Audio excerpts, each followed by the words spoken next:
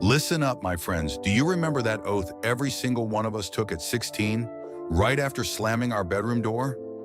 I will never act like my mother. My marriage is going to be perfect. And then you turn 30, 35.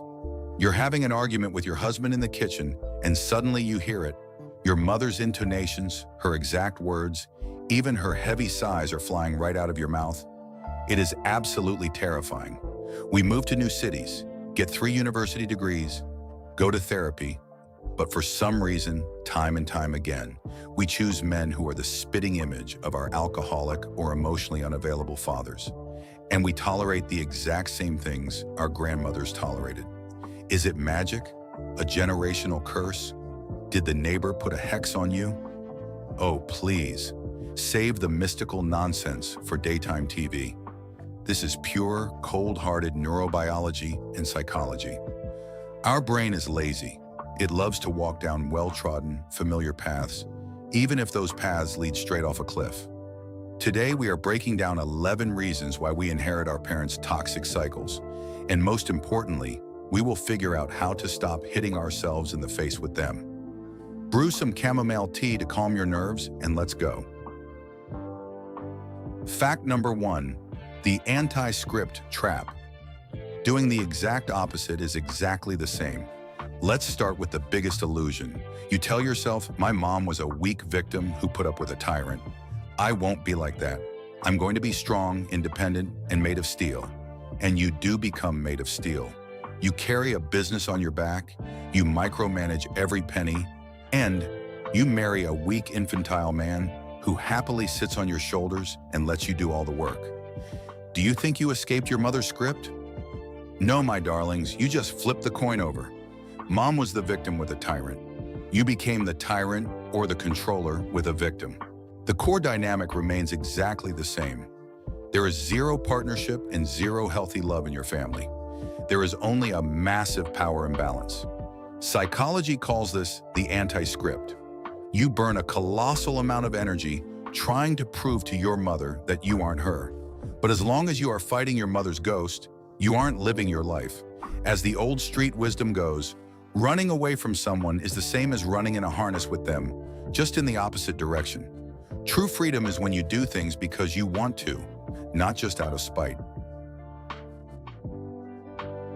Fact number 2, the comfort zone, loving your familiar swamp. The phrase comfort zone lies to us. We think comfort means being warm, well-fed, and getting a massage. To our brain, comfort simply means what is familiar, what is predictable. If a little girl grew up in a family where dad drank and yelled and mom cried, her nervous system adapted to that exact level of stress. Cortisol and adrenaline became her baseline normal. Then, this girl grows up and meets a nice, boring guy named Peter. Peter brings her flowers. Peter is stable. Peter doesn't disappear in the middle of the night. Do you know what the girl's brain says? We are bored. There is no drama here. This isn't love. And then she meets toxic Tommy. Tommy is rude. Tommy is emotionally unavailable. And her brain joyfully screams, "Oh, I know this game. I know how to survive in this hell. We are home." She falls madly in love with a man who will destroy her, simply because his destructiveness is painfully familiar. The brain chooses familiar suffering over unfamiliar happiness. Fact number 3, savior complex. I can fix him. If your father was an addict, a gambler, or just a chronic loser, you probably watched your mom try to save him. She bailed him out, paid off his debts, and made excuses for him to the neighbors. As a child, you watched this and thought, Mom just isn't trying hard enough. When I grow up, I'll find a broken man just like him, and my love will definitely be enough to fix him. This is an incredibly arrogant illusion, and it shatters women's lives. You marry an addict and turn into Mother Teresa with a 24/7 bedside resuscitation unit. You sacrifice your entire life on the altar of fixing him. But here's the trick. You cannot fix an adult who doesn't want to be fixed. Curing a grown man of stupidity is like curing a corpse of a cold. It's pointless and it stinks. The savior complex isn't about love. It's about the desire to control your partner and feel like a saint by comparison. Ladies, if you want to save people, go work as a paramedic. In a marriage, you need to love an equal. Fact number 4, generational loyalty, the fear of being happier than mom. This is one of the deepest, most unconscious reasons out there. It's called systemic loyalty. Picture this. Your great-grandmother was widowed in the war. Your grandmother raised 3 kids alone because your grandpa drank. Your mom worked a job she hated her whole life and tolerated a husband she didn't love. In your family tree, the woman's lot in life is suffering. It is a heavy cross to bear. And then you come along, and suddenly you have a loving husband, a great salary, and you take vacations to the Maldives. Subconsciously, a wild, irrational feeling of guilt rises up inside you. How dare I be happy when all the women in my bloodline suffered? If I am happy, I am betraying their memory. I will become a stranger to them. To avoid getting kicked out of the pack, a woman starts subconsciously sabotaging her own success. She picks fights with her good husband to push him toward divorce. She blows all her money. She returns to her familiar suffering just so she can sigh with a clear conscience and say, well, now I'm just like the rest of our family. It is a terrifying devotion to pain. Fact number 5, looking for daddy in the bedroom, the unresolved gestalt. Ladies, we're going to get a little Freudian here. Your relationship with your father is the blueprint you use to build relationships with every man in the world. If your dad was cold, always stuck at work, or abandoned the family, the little girl concludes, I am not good enough for daddy to love me. I have to try really, really hard to earn his attention. This unresolved gestalt, an unfulfilled need, follows her right into adulthood. She subconsciously chooses emotionally unavailable, married, or freezing cold men. Why? To replay her childhood trauma? Her psyche hopes, if I am just the perfect wife this time, if I am patient and serve his every need, this substitute daddy will finally love me, and my childhood wound will heal. But it won't heal. Your man is not your father. He cannot retroactively give you what you were denied at 5 years old. As they say, looking for yesterday is bad luck. You might lose tomorrow. Stop trying to earn the love of people who don't know how to give it. You are grown now. Fact number 6, learned helplessness, the elephant on a string. Do you know how they train circus elephants? They tie a baby elephant to a concrete pillar with a heavy iron chain. It pulls, it cries, but it can't break free. When the elephant grows into a massive beast, they tie it to a tiny wooden peg with a thin rope. It could rip that peg out with one twitch of its leg, but it doesn't even try. It has learned that resistance is futile. The exact same thing happens to women in toxic families. If a little girl watched her mom endure humiliation, cry in the kitchen, and then say, well, who has it easy? Everyone lives like this. Where would I go with the kids? At least there's a man in the house. The girl absorbs this lesson as a fundamental law of the universe. A woman must endure. There is no way out. When this girl grows up and her husband raises a hand to her or cheats, she doesn't leave. Even though she has a college degree, a job, and her own apartment, she has a thin string of her mother's beliefs tied around her brain. Who wants a divorced woman anyway? Snap the string. You are not an elephant, and the concrete pillars are gone. Fact number 7, the language of chaos. No screaming equals no love. How did your parents show you love? In many families, people didn't say, I love you, didn't hug, and didn't offer praise. Instead, they had explosive, theatrical blowouts, screaming, flying plates, slamming doors, followed by passionate, tearful reconciliations. To a child in that environment, emotions become permanently hardwired to aggression. If my parents are screaming, it means they care. It means they are alive. This must be what passion is. When she grows up, this woman literally cannot comprehend calm relationships.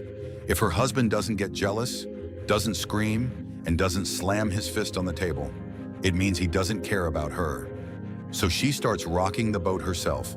She picks at little things, nags him, and drives the man to the absolute brink. And when he finally explodes and starts screaming back, she calms down. Everything is fine. He loves me. Connection established.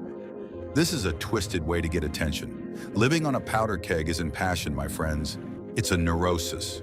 Learn to separate love from an active war zone. Fact number 8, banning emotions, frozen souls. This is the exact opposite of the previous point, the refrigerator family. Don't cry, you're strong. Stop laughing like an idiot. Stop making things up. It doesn't hurt that bad. When a child is forbidden from expressing emotions for years, especially anger and sadness, they learn to suppress them. Emotions don't just vanish. They get stockpiled in the body as muscle tension and chronic illness. The result?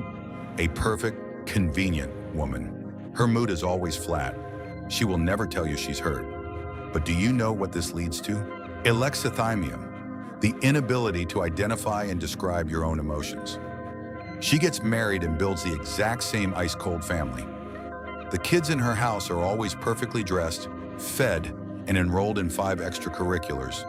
But they have never seen their mother hug them just because. Family is the place where you can be ugly, sick, and weak, and they still love you.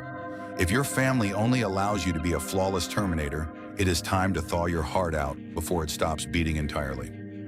Fact number 9, financial traps. The poverty mindset. Generational baggage isn't just about love, it's about your wallet too. If your parents survived the 90s, economic crashes, or just grew up dirt poor, they passed their terror of money down to you. You can't make real money with honest work. Money is filthy. We might be poor, but our conscience is clean. Save every penny for a rainy day. With these programs running in your subconscious, you will actually fear success.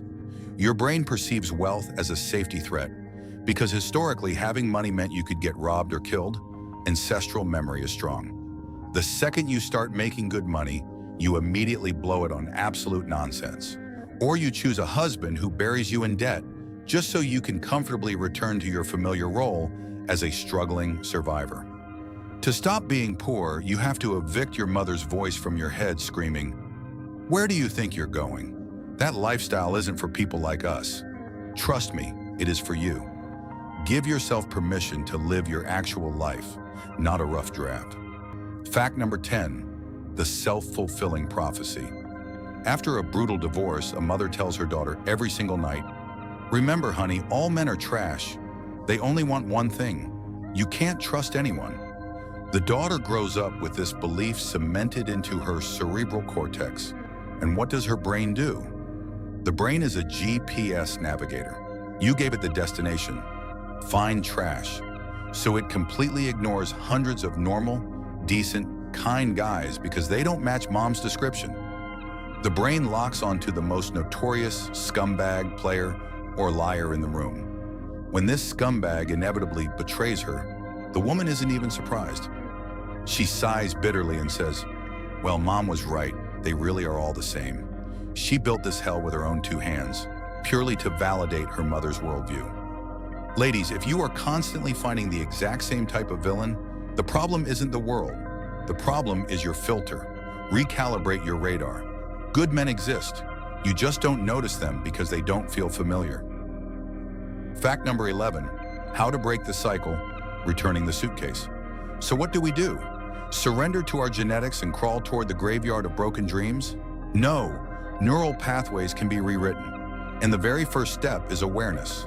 The second you catch yourself thinking, "I'm screaming just like my mom," or "I'm putting up with this just like my grandma," stop. Take a deep breath. There is a brilliant technique in psychology called returning the suitcase. Imagine that your parents' heavy fate, fears, and toxic mindsets are a massive, battered, handleless suitcase. They handed it to you because it was too heavy for them to carry. In your mind, place this suitcase in front of your mother, or the image of her, and say, "Mom, I love you very much. I respect your pain and your choices. But this is your fate. I am going to have my own. I am giving you back your suitcase of fears. I don't need it anymore." Separation doesn't mean you stop talking to your parents. It means you stop dragging their pain into your own marriage.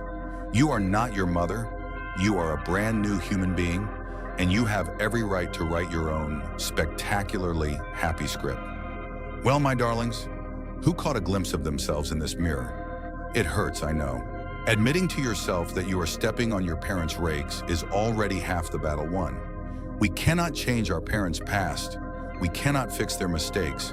But it is our absolute duty not to drag this garbage into the future and hand it to our own children. Otherwise, the cycle will never break.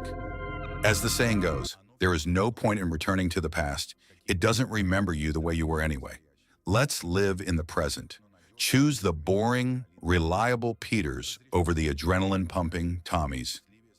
Give yourself permission to be richer and happier than your ancestors. It is exactly what they would have wanted for you. Drop a comment below.